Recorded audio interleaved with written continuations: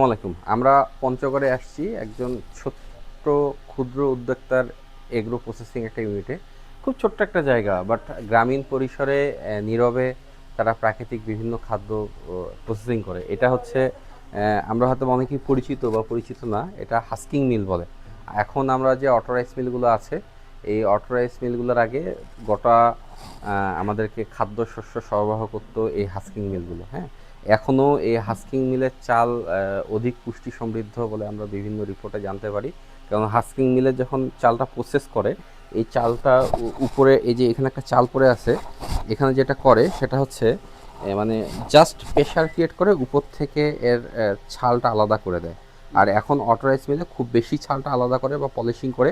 এটা পলিশিং ছাড়াই একটা চাল, ধান থেকে চাল কোটানোর একটা মেশিন। এখানে একই সেট আপে ওই যে একটা মোটর দেখতে পাচ্ছি, ওই একই সেট আপের মোটরে এটাতে ধান হয়, আবার এটাতে আটা করে।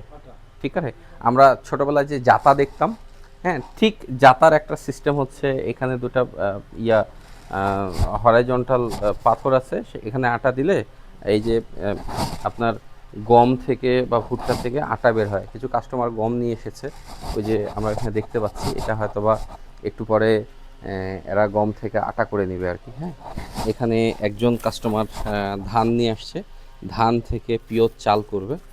হ্যাঁ, এখানে আরও জিনিস আছে, সেটা হচ্ছে যে এটা এটা এটা হচ্ছে যে কন্ডিমেন্টস বা মশলার কুটায় আর কি।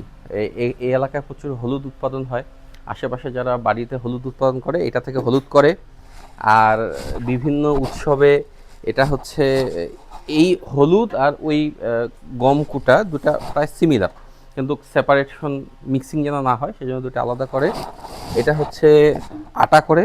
আর সবচেয়ে ইন্টারেস্টিং, এদিকে আসলে দেখতে পাবো এই যে এটা হচ্ছে মানে ফিট তৈরি করে। হ্যাঁ, খুব সিম্পল একটা সেট আপ।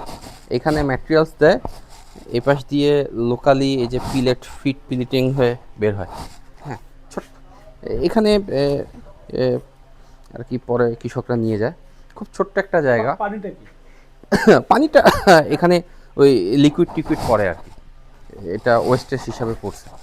হ্যাঁ, ছোট্ট একটা জায়গার মধ্যে কিন্তু অনেক গুলো প্রসেসিং ইউনিট, ক্ষুদ্র পরিসরে। এগুলোই হয়তো বা এক একজন পরে বড় পরিসরে করে প্রসেসিং করে বড় আকারে আমরা পাই। বাট এটা একদম অনেকটা ধরতে পারেন হোমমেড একটা প্রক্রিয়াজাতকরণ অঞ্চল। ধন্যবাদ।